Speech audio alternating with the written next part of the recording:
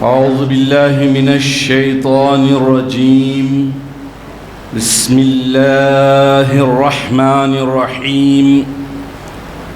نحمد الله تبارك وتعالى ونصلي على رسوله الكريم والمهدي الموعود عليه الصلاة والتسليم وعلى آلهما وأصحابهما أجمعين.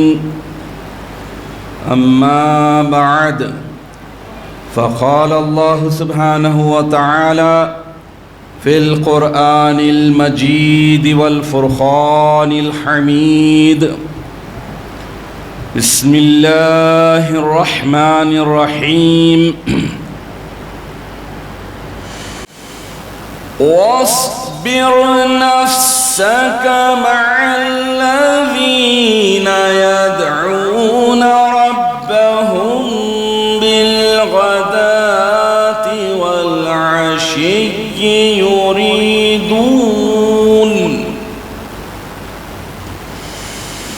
يريدون وجهه ولا تعد عيناك عنهم تريد زينة الحياة الدنيا إلى آخره. صدق اللہ العظیم. سورہ کہف آیت نمبر 28. عزیزان محترم، یہ رمضان المبارک کا مقدس مہینہ اللہ تعالی ہمیں عطا کر کے اس لیے عطا کرتا ہے کیونکہ وہ چاہتا ہے کہ میرا بندہ مجھ سے قریب ہو، میرا بندہ متقی اور پرہیزگار بن جائے، میرا بندہ میرے رولز اور ریگولیشنز کو فالو کر کے میں جیسا چاہتا ہوں ایسا ہو جائے. کبھی ہم سوچے کہ رمضان المبارک آتا ہے تو اتنی خوشی کیوں ہوتی ہے، اتنا کیوں ہو؟ اس لیے کہ اللہ تبارک و تعالیٰ اپنے فضل و کرم سے ہم سے وہ کام کرواتا ہے، وہ عمل کرواتا ہے جو وہ چاہتا ہے، جو ہماری زندگی کا مقصد ہے، منشا ہے، اس دنیا میں بھیجے جانے کی غرض و غایت ہے. وہ چیزیں تکمیل پاتی ہیں جس کی وجہ سے ہمیں ایک روحانی مسرت، روحانی خوشی حاصل ہوتی ہے. جیسا کہ آیت شریفہ بھی ہے کہ وَمَا خَلَقْتُ الْجِنَّ وَالْإِنسَ إِلَّا لِيَعْبُدُونَ. اللہ تعالیٰ ارشاد فرما رہا ہے کہ بے شک میں نے انسانوں اور جنات کو پیدا نہیں کیا مگر صرف میری عبادت اور بندگی کے لیے. تو مطلب رمضان المبارک میں جو ایکٹیویٹیز ہوتی ہے، جو عبادتیں ادا کی جاتی ہیں، وہ کیوں نہ خوشی کا باعث ہے؟ اس لیے ہوتی ہے کہ ہم اپنی زندگی کے مقصد میں لگے ہوتے ہیں. عزیزان محترم، یہ اب ہم سب کا کام ہے کہ تقوی اور پرہیزگاری کو اختیار کرے، اللہ تعالیٰ کے خوشنودی حاصل کرنے کی سعادت حاصل کرے اور ماہ رمضان المبارک سے بھرپور فائدہ اٹھانے کی سعادت حاصل کرے. دیکھیے، اب دیکھتے دیکھتے 18 دن تو نکل چکے ہیں. رمضان المبارک کا آدھے سے زیادہ حصہ نکل گیا. رجب المرجب سے پہلے سے ہم الٹ کرتے آ رہے ہیں کہ دیکھو، رجب میں اللہ کے نبی رجب کا مہینہ شروع ہونے سے پہلے یہ چھوٹی سی مختصر سی اور معنی والی دعا فرماتے تھے کہ اللہم بارک لنا فی رجب و شعبان و بلغنا رمضان، کہ اللہ ہمیں رجب اور شعبان المعظم کے مہینوں میں برکتیں عطا فرما اور رمضان المبارک میں پہنچنے کے قابل فرما دے. ہمیں رمضان المبارک میں پہنچا دیا. 18 دن نکل گئے. 18 دن، ایک دن دو دن نہیں، 18 دن. دوسرا دہا قریب الختم ہے. تو واقعی یہ ہماری ذمہ داری ہے، ریسپانسبلٹی ہے کہ اللہ تعالیٰ نے زندگی میں جو صحت کے ساتھ، تندرستی کے ساتھ، اچھی حالت میں اور نیکیاں کرنے کی توفیق بھی دے رہا ہے. تو زیادہ سے زیادہ رمضان المبارک کا بھرپور فائدہ اٹھانا یہ ہماری بھاری ذمہ داری ہے. اور جب ہم اگر اسلاف کی سیرتوں کی طرف جاتے ہیں، ان کی بایوگرافی پڑھتے ہیں، ان کی ہسٹری پڑھتے ہیں اور اپنی زندگیوں سے کمپیئر کرتے ہیں تو ہمارے روزے تو روزے نہیں ہیں جیسے ہونی چاہیے. ہماری نمازیں تو وہ نمازیں نہیں ہیں جو نمازوں کی وجہ سے چہرے پر نور آتا، دل کا سرور ہوتا، اللہ خبر میں نور پیدا ہوتا، نماز کی وجہ سے آدمی گناہوں سے بچتا، برائیوں سے بچتا. ایمانداری کی بات ہے، نہیں ہو رہا ایسا. اکثریت کی بات کرو، جن کے پاس ہوتا ہے ادھر نماز بھی پڑھ رہے ہیں، پھر ادھر چکمے بازیاں بھی، ادھر روزے بھی رہ رہے ہیں، لیکن روزے کو ڈھال نہیں بنا رہے.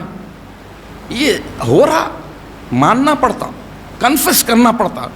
لیکن جن کے پاس روزہ بھی مطلب کا ہے، نماز بھی اللہ تعالیٰ کو راضی کرنے کے لیے، خوش کرنے کے لیے ہے، واقعی وہ تو رمضان المبارک میں تو اور پرجوش ہو جاتے، اور زیادہ الرٹ ہو جاتے. پھر رمضان المبارک کے بعد تو اور زیادہ، کیونکہ رمضان المبارک کے بعد تو غفلت طاری ہوتی. وہ لوگ بولتے نہیں کہ بھائی رمضان المبارک میں جیسا عادی ہو گئے، جیسا تقویٰ اور پرہیزگاری کو شعار بنا لیا، اپنا ایٹیٹیوڈ بنا لیا، اپنی زندگی کا حصہ بنا لیا، اب اسے نہیں چھوڑنا چاہیے. 11 مہینے ہو، 11 سال ہو. تو یہ رمضان المبارک کے فیوز اور برکات ہیں جو ہمیں بتاتے ہیں کہ ہم اپنے پرکوں سے، اپنے اسلاف سے کمپیئر کر کے دیکھیں. لیکن جو کر رہے ہیں اگر اس میں اخلاص ہو، محبت ہو، اللہ کا عشق ہو، اللہ کا شوق ہو، اللہ کا خوف ہو، تو پھر اللہ تعالیٰ اس میں بھی اثر پیدا کرے. اس میں بھی اللہ تعالیٰ بڑی معنویت ڈال دے گا، اور اس میں بھی اللہ تعالیٰ ایسا بندے کو سوچنے پر مجبور کرے گا کہ رمضان المبارک میں جو چیزوں کو تم نے اختیار کیا میری رضامندی کی خاطر، وہ رمضان کے بعد بھی اسے جاری رکھنا. تو اخلاص ہوگا، محبت ہوگی، دل میں چاہت، ارادہ ہونا، پکا ارادہ ہوگا تو پھر اللہ تعالیٰ مدد کرتے ہیں. دیکھیے یہ سب چیزوں کے لیے اللہ تعالیٰ دنیا میں بھیجے ہیں. تو ان سب چیزوں کے لیے، جیسا کمپیوٹر آج کل کا بہت بڑی چیز ہے، موبائل، کمپیوٹر، لیپ ٹاپ، یہ ساری چیزیں، یہ ٹیکنالوجی میں ایڈوانس اچھی چیز نکلی ضرور. اس کو کرپٹ کرنے والی چیز بھی تو ہے نا. ایک نام کے وائرسز ہے، ایک نام کے وائرسز. اچھا وہ وائرس کا کوئی توڑکا نکالو، پھر ایک نیا وائرس پیدا ہوتا. تو اللہ کے خلیفہ مہدی علیہ السلام بتا دیے کہ تمہاری روحانیت کو کرپٹ کر دینے والے، تمہاری روحانیت کو ہینگ کر دینے والے 4 بڑے دشمن، نفس، شیطان، دنیا، مخلوق. اس سے اگر تم بچاؤ نہیں کریں گے، ان سے اگر تم اپنے آپ کو پروٹیکٹ نہیں کرو گے، تو پھر رمضان المبارک کے ایسے مہینے زندگی میں آتے رہیں گے، جاتے رہیں گے، لیکن فائدہ نہیں ہوگا. فائدہ اٹھانا ہے تو پھر اپنی باڈی میں وہ اینٹی وائرس جو شیطان، نفس کو بھی مات دینے والا ہو، شیطان کو بھی چکمے دینے والا ہو، شیطان کے چکموں میں آنے والا نہیں، شیطان کو چکمے دینے والا ہو، شیطان کو ناکام کرنے والا ہو، دنیا سے دھوکے کھانے والا نہ ہو، اور مخلوق، چوتھا دشمن مخلوق، اس سے بھی اس کے دشمنی سے بھی بچا رہے. تو وہ سب سے بڑا اینٹی وائرس ہے، وہ ہے تقویٰ، پرہیزگاری، فیئر آف اللہ. یہ جب تک ہمارے باڈی میں ان بلڈ میں نہیں ہوگا، اس وقت تک ہماری سوچ میں، ہمارے فکر میں، ہمارے دل و دماغ میں جب تک تقویٰ پرہیزگاری نہیں ہوگی، اس وقت تک رمضان المبارک کے فیوز و برکات نہیں اٹھا سکتے. میں نے آپ کے سامنے جس آیت شریفہ کی تلاوت کا شرف حاصل کیا، اس کے معنی پہلے رکھ دیتا ہوں. اللہ تعالیٰ ارشاد فرما رہا ہے کہ اے میرے پیارے حبیب، آپ انہی لوگوں کی صحبت برقرار رکھیے، جاری رکھیے جو اللہ کی رضامندی کی خاطر اور اللہ کے دیدار کو طلب کرتے ہوئے صبح اور شام اللہ کو یاد کرتے رہتے ہیں. انہی کی صحبت کو اختیار کیجیے، برقرار رکھیے. اور آپ ہرگز ان سے نظریں نہ پھیرے جو دن رات اللہ کا ذکر کر رہے ہیں، اللہ کے دیدار کی طلب میں ہیں اور اللہ کی رضامندی کی خاطر یہ سب کر رہے ہیں. اور ان لوگوں کے ویسے کام نہ کیجئے جو حیات دنیا یعنی دنیا کی زندگی کی زیب و زینت اور اس کی طلب رکھتے ہوں. اور ایسے شخص کی اطاعت و پیروی مت کیجئے جس کے دل کو ہم نے ہمارے ذکر سے غافل کر رکھا ہے اور وہ اپنی نفسانی خواہشات کی پیروی میں مگن ہے، لگا ہوا ہے، اور اس میں وہ حد سے زیادہ بڑھ گیا ہے۔ تو اس میں اللہ تبارک و تعالیٰ اپنے حبیب نبی اکرم صلی اللہ تعالیٰ علیہ وسلم کو مخاطب کر کے امت کو تعلیم دے رہا ہے کہ سنگت کس کے ساتھ اختیار کرے، فرینڈشپ کس کے ساتھ اختیار کرے، دوستی کیسے ہو، کیونکہ جس کے دنیا میں جو سب سے بڑے انسانوں کے دشمنوں میں چوتھا دشمن ہے وہ ہے مخلوق، لوگ، پیپلز، یہ بھی انسانوں کے دشمن ہے، دشمن نمبر 4۔ اگر مخلوق خالق سے جوڑنے میں رکاوٹ نہیں بن رہی ہے، خالق سے کنیکشن میں، کنیکٹیوٹی میں رکاوٹ نہیں بن رہی ہے، اچھی صحبت ہے، تو پھر وہ اللہ تعالیٰ کی بڑی نعمت ہے، نیکوکار ہے، متقی ہے، پرہیزگار ہے، تو وہ دشمن نہیں، دوست ہے۔ لیکن جو اللہ تعالیٰ کی عبادت میں، بندگی میں، اس کی فرما برداری میں، اس کے رولز اور ریگولیشنز کو فالو کرنے میں رکاوٹ اور روڑا اٹکا رہا ہے، تو ایسے لوگ دشمن ہوتے ہیں، یعنی ان کی چاہت میں یا ان کے ڈر سے یا ان کے خوف سے کسی چیز کو، آدمی کیا کرتا ہے، ایک تو لالچ ہوتی ہے یا پھر ایک خوف ہوتا ہے، بڑے لوگوں کا، تگڑے لوگوں کا، مالداروں کا، طاقتور کا خوف ہوتا ہے یا لالچ دیتے، پھر کیا کرتے، گمراہ کرنے کے لیے، تو یہ بھی دشمن ہے انسانوں کے۔ لیکن جو اچھے ہوتے ہیں، جو نیک ہوتے ہیں اور متقی ہوتے ہیں، وہ تو انسانوں کے لیے بہتر ہے اور اللہ کی طرف سے ایک نعمت ہے، لیکن اکثریت، میجارٹی انسانوں کی، مخلوق کی، وہ ہوتی ہے دشمن۔ کیسے؟ اپنے مفادات کے لیے، اپنی نفسانی خواہشات کی تکمیل کے لیے رکاوٹ بنتے ہیں، دوسرے بندے کے لیے اس کو ہلاکت میں ڈالنے والے کام کرتے ہیں، تو اور ایسے کام کرتے ہیں، ایسے کام کروا دیتے ہیں جو دشمنی کو ظاہر کرتے ہیں، اس کی دنیا اور آخرت دونوں اجاڑنے کا، دونوں برباد کرنے کا ذریعہ بنتے ہیں۔ تو عزیزان محترم، گزشتہ دنوں میں نفس جیسے سب سے بڑے دشمن کے تعلق سے، پھر اس کے بعد شیطان جیسے دشمن کے تعلق سے، پھر دنیا کے تعلق سے بیان کیا گیا۔ تو آج مخلوق دشمن کیسے ہوتی ہے اور اس سے پروٹیکٹ کے کیا طریقے ہیں، بچاؤ کے کیا طریقے۔ امامنا سیدنا مہدی موعود علیہ السلام اللہ کے خلیفے تھے، آپ نے فرما دیا کہ انسان کے 4 بڑے دشمن، تو یہ برحق بات ہے اور یہ پریکٹیکل ہوتا ہے، اور میں نے آپ کے سامنے جتنے بھی دشمنوں کی بات کی ہے قرآن حدیث سے بتا دی ہے۔ تو آج مخلوق ہے، تو مخلوق کی دشمنی کے بھی عجیب و غریب طریقے ہوتے ہیں، نرالے انداز ہوتے ہیں، عام لوگوں کی سمجھ میں نہیں آتا، ان کے سینس میں نہیں آتا کہ یہ میرے ساتھ دوستی کر رہا ہے یا دشمنی کر رہا ہے۔ لیکن انسان جو ہے، جب اللہ تعالیٰ کے تقوی اور پرہیزگاری کو اختیار کرے گا تو دوستی بھی سمجھ میں آ جائے گی اور دشمنی بھی اللہ تعالیٰ ظاہر کر دے گا۔ دیکھیے، دشمنی کا مطلب یہ ہے کہ خالق کی عبادت اور بندگی میں، خالق کی اطاعت اور فالوئنگ میں رکاوٹ بننے والی ہر چیز ویسے دشمن ہے۔ لیکن مخلوق، سرکل جو ہوتا ہے، لوگ جو ہوتے ہیں، وہ بڑا رول ادا کرتے ہیں کہ اللہ کی عبادت اور بندگی میں، اس کی اطاعت اور پرہیزگاری میں، اس کی فرما برداری میں جو ہے رکاوٹ بنتے ہیں، اور ایسی چیزوں میں پھنسا دیتے ہیں، ایسے کاموں میں الجھا دیتے ہیں جس کی وجہ سے وہ ڈائیورٹ ہو کر اللہ تعالیٰ کی طرف رجوع کرنے کے قابل ہی نہیں رہتا۔ یعنی دشمنی بھی ایسی خطرناک۔ تو جو رشتہ یا جو دوستی انسان کی آخرت کی بگاڑ کا سبب اور ذریعہ بنے، وہ مخلوق دشمن ہے، وہی دشمن ہے۔ اب میں اس کے لیے ایک واقعہ بیان کرتا ہوں کہ اللہ کے نبی صلی اللہ تعالیٰ علیہ وسلم ایک موقع پر ارشاد فرمائے اپنے صحابہ کرام رضوان اللہ علیہم اجمعین کے سامنے کہ قیامت کے قریب میں ایک ایسا زمانہ آئے گا، ایک ایسا زمانہ آنے والا ہے جس میں آدمی اپنے ماں باپ کے ہاتھوں یا اپنی اولاد کے ہاتھوں ہلاک ہوگا۔ صحابہ کرام رضوان اللہ علیہم اجمعین کانپنے لگ گئے، تڑپنے لگ گئے، اور ادب کے ساتھ عرض کیا کہ یا رسول اللہ ہماری ماں باپ آپ پہ قربان، آپ بتائیے کہ ایسے کون سے ماں باپ ہوں گے جو اپنی اولاد کو ہلاک کر دیں گے، یا ایسی کیسی اولاد ہوگی جو اپنے ماں باپ کو ہلاک کرنے کا ذریعہ بنے گی؟ تو اللہ کے رسول جو ارشاد فرمائے، ذرا کان کھول کے سن لیجئے، آج ایز اٹ از ہو رہا۔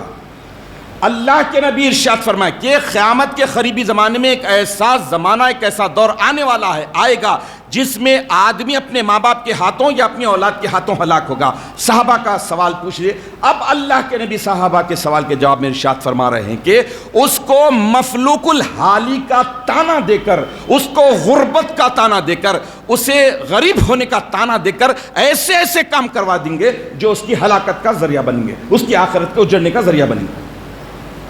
تو کیا ہوا؟ دشمن ہے مخلوق، ہو رہا ہے، آج ہو رہا ہے۔ بھئی آپ بھی سیم جاب کرتے، فلاں بھی سیم جاب کرتا، اس کی لائف اسٹائل کو دیکھو کتنی لگژری ہے، اور آپ وہی کام کر رہے ہیں لیکن آپ کے پاس کچھ بھی نہیں ہے۔ تو معلوم کیا ہوا؟ جس کے پاس لگژری لائف ہے، ملائی کھانے والا، اوپر کی ملائی بہت کھاتا، لفافے لیتا، پیپر ویٹ کے نیچے جو رقم آتی ہے وہ لیتا ہے، اس کا لائف اسٹائل یہ ہے۔ اور یہ جو کمزور انسان ہے، یہ اللہ سے ڈر رہا ہے، یہ جو اللہ دے رہا ہے اس میں قناعت کر رہا ہے، تو بیوی تانے دیتی، ماں باپ تانے دیتے، اب مجبور ہوتے ہوتے انہیں بھی سوچتا اپن بھی چاکلیٹ لینا پڑے گا، اپن بھی ملائی لینا، اپن بھی حلوے کھانا، اپن بھی، ایسا ہو کہ برباد کر دیں گے۔ تو یہ دشمن ہے، یعنی سیدھا سیدھا اسے دوزخ کی آگ میں جھونک رہے ہیں، چاہے وہ ماں باپ ہو یا چاہے وہ اولاد۔ یہ اللہ کے نبی کے قیامت کی نشانیوں میں سے ایک نشانی بیان کی گئی ہے، وہ میں آپ کے سامنے بیان کروں۔ تو مخلوق بہرحال دشمن ہے۔ تو اس لیے ترمذی کی ایک حدیث شریف رکھتا ہوں، اللہ کے نبی صلی اللہ تعالیٰ علیہ وسلم ارشاد فرماتے ہیں، حضرت ابو ہریرہ رضی اللہ تعالیٰ عنہ سے مروی ہے، حدیث نمبر 2378، 2378۔ اللہ کے نبی ارشاد فرماتے ہیں کہ الرجل علی دین خلیلہ، ہر آدمی اپنے دوست کے دین پر ہوتا ہے، جیسا اس کا سرکل ہوا، جیسا اس کا دوست ہے ویسا ہی اس کا دین ہوگا۔ فَلْيَنْظُرْ أَحَدُكُمْ مَنْ يُخَالِلْ، تم میں سے ہر شخص اچھی طرح سے دیکھ لے، ٹٹول لے اور پڑتال کر لے کہ اپنا دوست کسے رکھا ہے۔ یہ بہت بڑی بات ہے۔ یہ آج کے دور میں نہ خواجہ جی کو دیکھ رہے نہ بالا جی کو دیکھ رہے، جس کو دیکھے فرینڈ بنا لے رہے، مرتد ہے، منافق ہے، چور ہے، مٹی خور ہے، سود خور ہے، دھوکے باز ہے، کھلم کھلا کر رہا ہے۔ مسجد کے ممبر پر بیٹھ کر لیڈر ہے، بڑی بڑی چھوڑا، ایسا دکھ رہا ہے علماء اس کا پسخوردہ پینا، لیکن باہر نکلتا ہے تو سب سے بڑا کمینہ اور حرامی وہی ہے۔ لیکن کیا ہو رہا ہے؟ تو اس سے دوستی، بڑے بڑے لیڈروں سے دوستی رکھ کے فوٹو البم میں فوٹو لگا لے کے بتاتے ہیں کہ یہ ہے۔ تو اللہ کے نبی فرما رہے ہیں کہ ہر شخص اپنے دوست کے دین پر ہوتا ہے۔ تو میرا آپ کا سب کا کام یہ ہے کہ اپنا دوست کسے رکھے؟ جو سچا ہو، اچھا ہو، پکا ہو۔ قرآن سے اس کا ثبوت ملتا ہے۔ اللہ تبارک و تعالیٰ ارشاد فرماتے ہیں کہ یا ایھا الذین آمنوا اتقوا اللہ وکونوا مع الصادقین، کہ اے ایمان والو، کافروں نہیں، لوگوں نہیں، اے ایمان والو، تم اللہ سے ڈرو اور سچے اور پکے لوگوں کے ساتھ اپنی فرینڈشپ رکھو، دوستی رکھو، یاری رکھو، صحبت اختیار کرو۔ اسی لیے امامنا مہدی علیہ السلام صحبت صادقاں، سچوں کی صحبت کو فرض فرمائے۔ تو یہ انسان ہلاک اور برباد کب ہوتا ہے؟ جب مخلوق دین پر چلنے سے رکاوٹ بنتی ہے، رکاوٹ بننے کا ذریعہ بنتی ہے۔ اسی لیے اب کچھ نہ کچھ جو ہے بچاؤ کے طریقے بھی آنا چاہیے۔ تو میں نے سورہ توبہ کی آیت نمبر 119 کی تلاوت کا شرف حاصل کیا، ابھی جو بتایا کہ ایمان والو تم اللہ سے ڈرو اور سچوں کے ساتھ صادقوں کے ساتھ صحبت اختیار کرو، ان کے ساتھ رہو۔ اور ایک طریقہ ہے، امامنا و سیدنا مہدی موعود علیہ السلام ارشاد فرماتے ہیں، جو لوگ دشمن ہوتے ہیں ان کی دشمنی سے بچنے کے لیے امامنا علیہ السلام نے ایک اصول بیان فرما دیا کہ غفلت حرام اس، نیگلیجنس، یہ غفلت حرام ہے، انسان کو کہیں کا نہیں رکھتی، برباد کر کے چھوڑ دیتی ہے۔ وہ آنچے موجب غفلت است حرام است، اور جو چیز بھی نیگلیجنس میں غفلت میں ڈالنے والی ہے وہ بھی حرام ہے۔ تو معلوم یہ ہوا کہ اگر انسان لوگ مخلوق غفلت میں ڈال رہے ہیں تو وہ آپ کے دشمن ہیں، چاہے کھانا ہو، پینا ہو، سونا ہو، کاروبار ہو، جو بھی چیز ہے، اگر یہ غفلت میں ڈالنے والی چیز ہے تو پھر انسان کو ہلاک اور برباد کر دینے والی ہے۔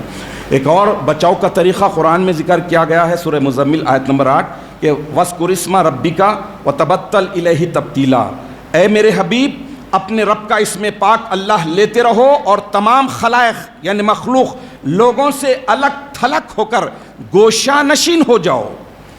تو مطلب یہ ہے کہ لوگ دشمن ہیں، مس گائیڈ کر سکتے ہیں، لہٰذا تم ان کے مس یوز ہونے سے بچنے کے لیے گوشہ نشین ہو جاؤ۔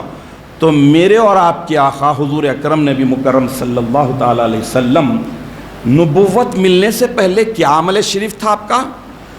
اپنے مکان اقدس سے غار ہیرا ایٹ پریزنٹ 4 کلومیٹر ہے، 4 کلومیٹر ہوتا ہے غار ہیرا۔ پھر وہ غار ہیرا پر اگر چڑھتے ہیں اباؤ 50 ہیں تو پھر سیکنڈ ٹائم نہیں چڑھے گا وہ، اگر ہٹا کٹا ہے تو الگ بات ہے، جان جوان چڑھتے ہیں تو ہانپنے کانپنے لگتے ہیں۔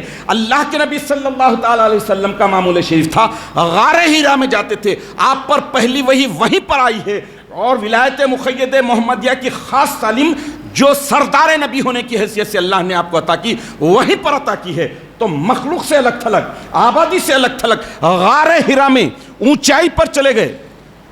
اور ابھی 14 کو جس ہستی کا عرس شریف تھا، حضرت بندگی ملک الہدات خلیفہ گرو رضی اللہ تعالیٰ عنہ، ان کا بھی واقعہ میں نے آپ کے سامنے ذکر کیا کہ آپ شکار کا بہانہ کرتے تھے، لیکن مخلوق سے جو دشمن ہیں ان سے دور جا کر جنگل میں اللہ کی یاد میں مشغول ہو جاتے تھے۔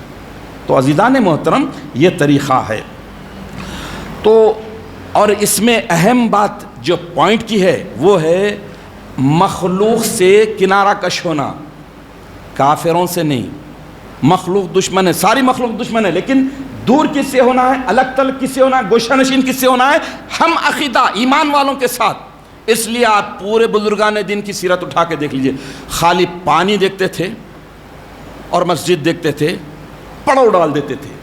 آج بھی جتنے دائرے ہیں ان کی اکثریت سٹی سے کوسوں دور، کئی کلومیٹر دور، جہاں پر نیٹ ورک نہیں ملتا، پانی کی سہولت نہیں، کھانے کی سہولت نہیں۔ آج کے دور میں ساری سہولتیں ہو جانے کے باوجود، کموڈ بھی لگ گیا، اے سی بھی لگ رہا ہے، پنکھا بھی لگ رہا ہے، لیکن اس کے باوجود آج بھی بہت دور ہے۔ تو یہ بزرگان دین کا طریقہ تھا۔ بہرحال انسان جو سب سے بڑا مخلوق جو اس کی دشمن ہے، دشمن نمبر 4، یہ انسان کی ایک گھٹیا سوچ یہ ہے جو دشمن حاوی ہونے کے بعد ہوتی ہے، لوگ کیا کہیں گے۔ سب سے بڑا روگ کیا کہیں گے لوگ، یہ کامن بات ہے۔ دل ارے بھائی میں یہ نہیں کرا تو کیسا ہوں گا۔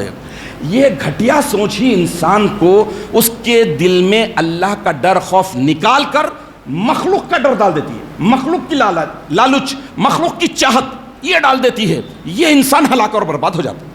یہ بہت بڑا ڈیمیج ہے اور یہ بہت بڑا نقصان ہے جو انسان یعنی مخلوق کو نقصان پہنچاتی ہے۔ اسی لیے مخلوق کو بھی چوتھا دشمن قرار دیا گیا۔ عزیزان محترم، لوگ کیا کہتے انہیں کہنے دیجئے، آپ کیسے ہو، کیا ہو، اگر اللہ کے پاس اچھے ہیں تو بس لوگوں کا کام کہنا ہے، کہتے رہیں گے، لیکن یہ دیکھنا ہے کہ اللہ کیا چاہتا ہے، اللہ کیا کہے گا، اللہ کی نظر میں ہم کیا ہیں، یہ امپورٹنٹ ہے۔ کیونکہ مخلوق آپ ہمارے جیسا، ان کی بھی ایک عمر ہوتی، مرتے چلے جاتے، اگر یہاں مس گائیڈ کیے وہاں حساب دے لیتے، یہاں پر دشمنی کرے وہاں پر حساب دے لیتے، لیکن اللہ رب العالمین ابد الآباد سے تھا، ہے اور رہے گا ہمیشہ، اس کے پاس۔ یعنی مخلوق کے ڈر کا مطلب یہ ہے کہ جو اندر باہر اجالے اندھیرے میں سب دیکھنے والا ہے، ہر چیز کی خبر رکھنے والا ہے، ہر چیز کی سزا اور جزا دینے کا ایک واحد اتھارٹی اللہ ہے، وہی سپر پاور وہی ہے، اس سے نہیں ڈر کر دوسروں سے ڈر رہے کہ لوگ کیا کہیں گے۔ آج اگر پوری دنیا میں دیکھا جائے تو سب سے بڑی بیماری کوئی ہے تو یہ ہے، سب سے بڑی بیماری اچھوں کو کھا جا رہی۔ ایڈز نہیں، کینسر نہیں، ہارٹ کی بیماری نہیں، سب سے زیادہ جو انسانوں کو تباہ و برباد کر دے، چاہے وہ مسلم ہو نان مسلم ہو، لبرل ہو، انہیں بھی یہ دکھا ارے میرا باس کیا کہے گا، میرا باس کیا سمجھے گا، میرا باس کیا بولے گا۔ تو یہ اللہ تعالیٰ جو ہے، اب لوگ کہتے ہیں کہنے دیجئے، اللہ اگر آپ اپنی جگہ مطمئن ہیں، تقوی اور پرہیزگاری کی زندگی اختیار کر رہے ہیں، تو دیکھیے کہ کوئلہ کالا ہوتا، اسے آپ 1000 بار دھو لو، کالے کا کالا، وہ منحوس ہے کالا، نیچر ہی اس کا کالا ہے۔ اب جن کی فطرت میں کریٹیسائز ہوتی ہے، جن کی فطرت میں نیگیٹیوٹی ہوتی ہے، جن کی سوچ میں ہوتی ہے کہ یہ بولنا انوچ آئسچ آئسچ وائسچ وائسچ کتے بولتے، جو کتے چلاتے ہیں، اس سے ان کی یعنی ان کی فطرت کوئلے کی ہے، آپ 1000 بار دھو لو کچھ نہیں ہوا۔ لیکن ڈرنا اس وقت ہے کہ اللہ رب العالمین مجھے کیا کرے گا، اللہ کے سوالات کا میں فیس کیسے کروں گا۔ اس کے جب امیگریشن کاؤنٹر پہ جاؤں گا تو میرے پاس ہر چیز ہونی چاہیے، میرا معاملہ کلین چٹ ہونا چاہیے، میں گرین چینل سے جانا چاہیے۔ تو یہ رمضان المبارک کا مقدس مہینہ یہی بتا رہا ہے، یہ رمضان المبارک کا مقدس مہینہ یہی سکھا رہا ہے۔ آپ کسی کے ساتھ کتنا بھی حسن سلوک کر دو، کتنا بھی اچھا عمل اپنی جگہ کرتے رہو، لیکن جو کوئلے کی فطرت کے ہوتے ہیں، کوئلے کی ذات کے ہوتے ہیں، 1000 مرتبہ غسل دے دو۔ ہاں، اس کے بدل میں آپ کیا کرنا، یہ اپنے پاس جو دل ہے اس کا غسل کرتے رہنا ایوری ٹائم۔ اس کا غسل کس سے کرنا، اندر ہے انہوں تو کیسا کرنا، یہ پیارے خطروں سے، یہ ڈراپ، یہ قیمتی ڈراپ، اس سے اس کا غسل ایسا کرتے رہیے کہ اللہ تعالیٰ خود بخود پاک کر دے گا۔ بولنے والے بولتے رہتے، کتے کا کام بھوکنا ہے، بھوکتے رہے گا۔ ہاتھی بازار کتے 1000، اچھا انسان ہے تو یہ سوچتا، ہاتھی بازار کتے 1000، ایک ہاتھی کے پیچھے 1000 کتے لگتے۔ لیکن انسان کو اپنے آپ کا جواب دینا ہے، اپنے آپ کا حساب دینا ہے۔ یہ سمجھ کر متقیانہ اور پرہیزگارانہ زندگی بسر کرے گا تو پھر لوگ کیا کہیں گے، لوگ کیا سوچیں گے، لوگ کیا دیکھ رہے ہیں، یہ اس کے پاس نہیں ہوا۔ یہ دیکھے گا کہ اندھیرے میں، اجالے میں، ظاہر میں، باطن میں، اور دیکھنے والا ایک ہی ذات ہے، ایک ہی ہستی ہے، وہ اللہ کی۔ اسے وہ راضی رکھنا، اس کو اور اس کو ناراض ہونے سے بچانا، یہ ہماری اپنی ذمہ داری ہے۔ تو اللہ تعالیٰ سے دعا ہے کہ الہ العالمین تو ہمیں رمضان المبارک کے مقدس مہینے میں اس بات کی توفیق عطا فرما کہ ہم اپنے اصلی 4 دشمنوں کو سمجھیں اور ان دشمنوں سے اپنے آپ کو پروٹیکٹ کرنے کے جو قرآن میں، احادیث میں، نقلیات میں جو طریقے بتائے گئے ہیں، جو بچاؤ کے جو طریقے بتائے گئے ہیں، انہیں اپناتے ہوئے متقیانہ پرہیزگارانہ زندگی بسر کرتے ہوئے اس دنیا سے خیر و خوبی کے ساتھ، ایمان کی سلامتی کے ساتھ جانے کی سعادت حاصل کرنے کے لیے عمل صالح اختیار کرتے رہیں۔ زندگی کو رمضانی نہیں بلکہ متقیانہ اور پرہیزگارانہ بنا کر اللہ تعالیٰ کے جناب اقدس میں اپنے آپ کو سرخرو کرنے کے لیے ایک مومن کی حیثیت سے زندگی بسر کرنے کی سعادت حاصل کرے اور ان سارے گناہوں سے بچے جو تقوی کو غارت کرنے والے ہیں۔ آمین یا رب العالمین، وآخر دعوانا ان الحمدللہ رب العالمین۔